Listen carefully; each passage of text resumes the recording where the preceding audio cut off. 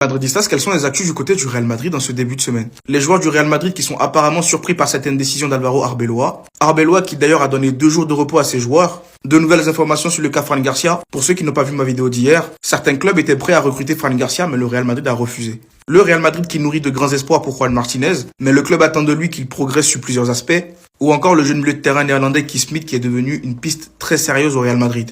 Mais juste avant de vous partager tout ça, pour tous les Madrilènes qui ne souhaitent rien louper de l'actualité Madrid, ça se passe ici, donc n'hésitez pas à vous abonner. Allez, on enchaîne. Ça recommence. Arbeloa a surpris certains joueurs du Real Madrid avec ses décisions. Je dis ça, je dis rien. En mode, dès qu'il y a un entraîneur qui arrive, qui prend des décisions et qui ne les arrange pas, ils vont commencer à exprimer leur mécontentement. Bref. En plus de ça, ce dernier a accordé 2 jours de repos à ses joueurs. Pas d'entraînement aujourd'hui ni demain. Pour une équipe qui a du travail, qui a des choses à améliorer, ils ont beaucoup de jours de repos, hein, mine de rien. Après, c'est la méthode Carlo Ancelotti, vous voulez quoi? Maintenant, concernant le dossier Fran Garcia, selon The Athletic, dans les jours précédant le match face au Rayo Vallecano, Fran Garcia était proche de quitter le Real Madrid. Le latéral figurait sur les tablettes de Bournemouth, entraîné par Andoni Iraola, son ancien coach au Rayo Vallecano. Des sources proches du joueur indiquent qu'un prêt jusqu'à la fin de la saison était envisagé. Fran en avait même informé le staff et ses coéquipiers à l'entraînement. Finalement, le Real Madrid a bloqué l'opération, provoquant la frustration du joueur. Dites-vous qu'aujourd'hui, le Real en arrive à frustrer des joueurs comme Fran Garcia. Le pauvre, il voulait rendre service à tout le monde, à lui et à nous. Au point même d'informer le staff et ses coéquipiers qui voulaient partir, que ça allait se faire et tout. Et là, vous bloquez son... Ah, le Real Madrid, vous êtes méchant. C'est pour ça que je vous dis qu'aujourd'hui, le Real Madrid, c'est le club le plus divertissant. Selon Diario AS, le Real Madrid nourrit de grands espoirs pour Juan Martinez et estime qu'il peut atteindre l'équipe première et y faire carrière. Le club attend toutefois davantage de lui, notamment plus de concentration et d'efforts à l'entraînement en semaine. Le joueur pourrait contribuer très prochainement avec les pros. Après, nous, on n'est pas aux entraînements. Ils sont en train de lui reprocher qu'il n'est pas assez concentré apparemment aux entraînements. Pas de problème. Nous, on n'est pas là-bas avec eux. Après, là où je peux confirmer un peu le truc, c'est qu'en conférence de presse, une fois avec le Castilla Arbeloa, qui était encore Castilla, les journalistes lui avaient déjà posé une question sur Juan Martinez et c'est ce qu'il avait répondu. Juan Martinez, fallait qu'il apprenne encore plus et qu'il prenne en maturité. C'est ce qui lui manque pour aller avec les grands. Mais dans tous les cas, on espère vite le retrouver avec les pros.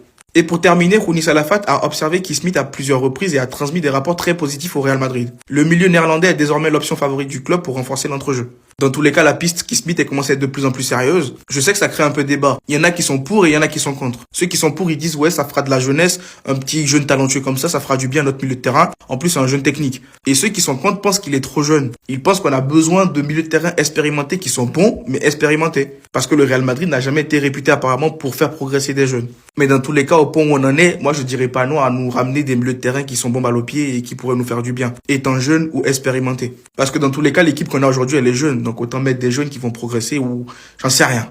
Dites-moi vous ce que vous en pensez dans les commentaires et surtout pour ne rien peur, c'est ce qui vous reste. Vous aviez vraiment cru que j'allais vous laisser aller dormir comme ça, normal, sans vous donner quelques mots de tête avec des actus croustillantes du Real Madrid? Actuellement, je suis en pétard sur vous et vous n'avez rien vu encore. On va souffrir ensemble. On va commencer direct. Kylian, après le match face au Rayo Vallecano, il était en train de souffler dans les oreilles de ce mec-là. Ça ne peut pas continuer comme ça. On ne peut pas souffrir comme ça dans les matchs. Bizarrement, il a raison. Actuellement, le Real Madrid ne donne pas une belle image. Et le pire, c'est que ce jour-là, en conférence de presse, notre propre capitaine, il ose dire que le Real Madrid s'est battu jusqu'au bout, qu'ils ont bien joué.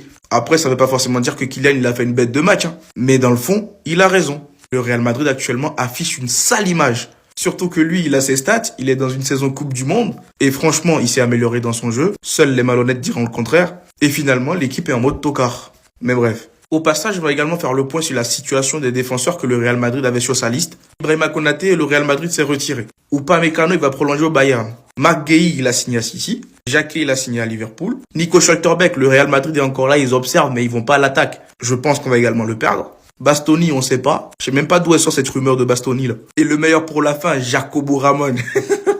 Le pire, c'est que tout ce qui était intéressant, là, c'est mort. Et on arrive à un point où Jacobo Ramon commence à devenir une piste très intéressante. Et pour ceux qui ne le savaient pas, il y a quelques jours, on nous disait que le Real Madrid voulait signer Sergio Martinez, qui vient du Racing. Et finalement, le joueur devrait rester au Racing jusqu'à la fin de la saison, malgré l'intérêt du Real Madrid. Son club veut le garder encore longtemps, mais sa situation pourrait être revue cet été. Donc on verra bien l'été prochain si on en reparle. Et pour terminer, Fran Garcia est en train de bouder. Fran Garcia a demandé à s'entraîner individuellement aujourd'hui après que le Real Madrid ait refusé une offre de Bournemouth pour lui. Je ne sais pas si l'info elle est vérifiée, parce que dans tous les cas, le Real Madrid, ils ne se sont pas entraînés. Je crois qu'ils ont 2 jours de repos. Mais si réellement il se met à bouder, Fran Garcia qui nous boude. Si l'info elle est vraie, est-ce qu'on peut lui en vouloir? Le mec, il était à 2 heures de partir et le Real Madrid, il se lève du jour au lendemain, il vient de casser son délire. Dans tous les cas, les gars, bonne soirée à vous si vous voyez cette vidéo-là, là, actuellement, minuit. Sinon, si vous la voyez demain, bonne journée. Prenez du Doliprane, ça va aller. En fait, je préfère commencer la vidéo en rigolant. Selon certains médias, Rodri serait toujours une option pour le Real Madrid si la piste Vitinha échoue. Le club le suit de près, match après match, et le Real Madrid veut être sûr que Rodri est à 100% de sa condition physique. En fait, déjà dans l'actu, il n'y a rien qui va. Déjà, le simple fait de dire si la piste Vitinha échoue. Mais cette piste, elle a déjà échoué. Vitinha ne viendra pas au Real Madrid. Je ne sais pas ce qu'ils espèrent, je ne sais pas ce qu'ils attendent. Le mec, il est bien là où il est, et vous voulez le ramener dans un bourbier. Qu'est-ce qu'il a à y gagner? Si encore il y avait de la cohérence sur le terrain, je comprendrais, mais il n'y a rien qui est cohérent. Il va venir, vous allez le rendre chauve. Maintenant, concernant Rodri. En fait, on va avoir mal à la tête jusqu'au bout. Jusqu'au bout, je vous dis.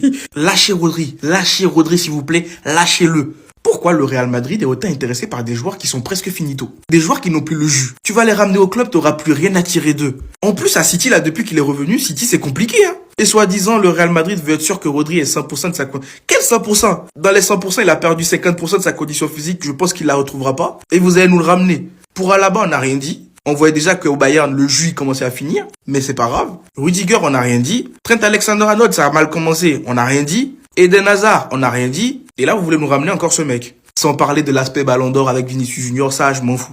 Mais non, laissez Rodri où il est. Le Real Madrid, ce n'est pas un EHPAD, ce n'est pas un centre de retraite. À un moment donné, il faut arrêter. Dites-moi dans les commentaires ce que vous en pensez. Et surtout, pour ne rien c'est ce qu'il vous reste à faire. Abonnez-vous. Arda Güler, tu sais que je t'aime beaucoup. Tu fais partie de mes préférés au club. Mais laisse-moi te dire une chose. Avec la blessure de Bellingham, t'as à nouveau une occasion ultime de nous montrer de quoi t'es capable. En début de saison, quand Bellingham était absent, tu nous montrais de belles choses. Même si à des moments donnés, on trouvait que tu spammais beaucoup trop ta relation avec Kylian Mbappé sur le terrain. À ce moment-là, t'avais beaucoup de liberté sur le terrain. Tu faisais ce que tu voulais de la balle. Jude Bellingham est revenu, t'as perdu cette liberté. En même temps, c'était logique vu son statut. Ça reste Jude Bellingham, même si je trouvais que c'était injuste. Mais là, t'as l'occasion ultime de reprendre confiance en toi. Tu auras un mois pour essayer de t'imposer. Surtout dans ce Real Madrid-là où c'est en train de partir en cacahuète. Je pense que le mercato prochain, il y aura fissure. Il y aura des départs, ça c'est sûr. Et je n'ai pas envie que tu en fasses partie. On connaît ton talent, on sait que tu es capable de faire mieux. Mais j'ai encore cette sensation que tu joues avec la boule au ventre. On a l'impression que même toi, t'as oublié que t'étais talentueux. Profite, fais ce que tu sais faire le mieux. Cette confiance que tu as quand tu joues avec l'équipe nationale de Turquie, j'ai envie que tu l'aies au Real Madrid, que tu t'en rendes compte du potentiel que tu as. Et laisse-moi te dire qu'à ce moment-là, tu pourrais être injouable. Après oui, son jeu sans ballon, c'est plus ou moins catastrophique. Mais moi, j'ai vu de l'amélioration. Surtout au niveau du pressing. Mais sinon, bref. Arda Güler, s'il te plaît, me fais pas honte. Même si tout le monde autour de toi est nul, toi au moins, faut que tu relèves la tête. Je t'ai souvent défendu, je t'ai souvent protégé. Maintenant, faut que tu me donnes raison, s'il te plaît. Mais sinon, dites-moi dans les commentaires. Dites-moi dans les commentaires, est-ce que pour vous, avec l'absence de Bellingham, Arda Güler pourra mieux s'exprimer sur le terrain ou pas? Et surtout pour ne rien le plus, c'est ce qu'il vous reste à faire. Vous les Madrilènes, je ne vous comprends pas. Vous me dites tous les jours que je suis dur avec Tchouaméni. Ouais, Tchouaméni au milieu de terrain, c'est l'un des meilleurs 6 au monde. Ouais, Valverde au milieu de terrain, c'est l'un des meilleurs au monde. On ne peut pas se permettre de perdre Camavinga, il a du potentiel. On va le regretter si on le perd. Laissez-moi vous rappeler une chose. Si, comme vous le dites, Tchouaméni fait partie des meilleurs 6 aujourd'hui, ou qu'il est indispensable au milieu de terrain comme vous voulez me le faire croire. Dans ce cas, dites-moi pourquoi dès qu'il y a un petit problème au milieu de terrain ou en défense, pourquoi il finit en défenseur central? Non, vous allez m'expliquer aujourd'hui. S'il est si indispensable que ça au milieu de terrain, genre, aujourd'hui dans ce milieu-là, il est incontournable, pourquoi l'entraîneur décide de le foutre en défense centrale? Il aurait tout simplement laissé au milieu de terrain et se débrouiller pour ramener d'autres défenseurs, je sais pas, du Castilla ou je sais pas où. Le pire, c'est que cette version de Tchouaméni est 1000 fois meilleure que cette version-là. C'est juste que le Tchouaméni qu'on a aujourd'hui au club, quand je vous vois me balancer ses qualités techniques, en fait, vous me balancez des qualités d'un défenseur. Rien à voir avec des qualités d'un milieu de terrain.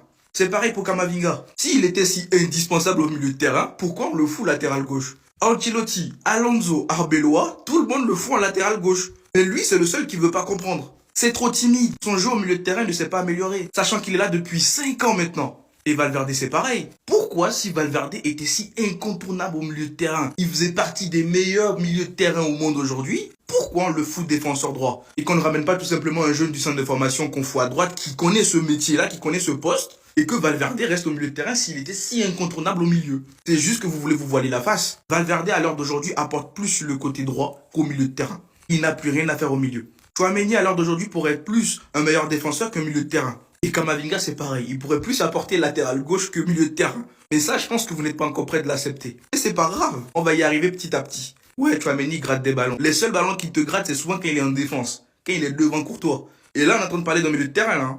Mais sinon, bref, dites-moi ce que vous en pensez dans les commentaires. Et surtout, pour ne rien le peu, c'est ce qu'il vous reste à faire.